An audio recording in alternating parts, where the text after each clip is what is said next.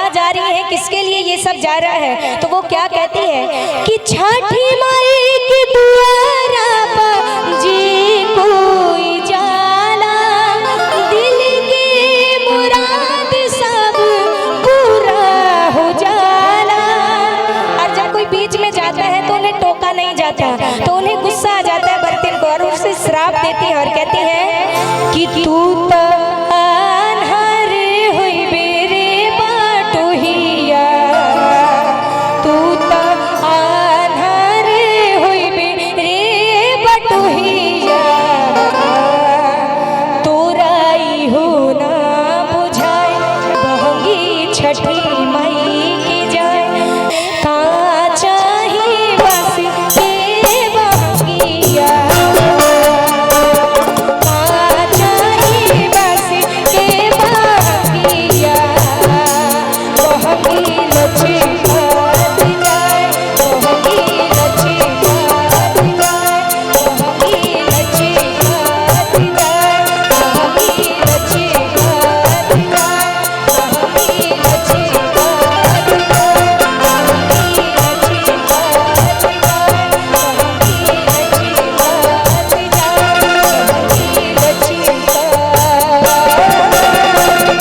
जाए। बोली छठी मैया की, बोली सच्चे दरबार की। आइए एक बार जरा जोरदार जयकार लगा दीजिए, बोली शंकर भगवान की। बहुत बहुत धन्यवाद।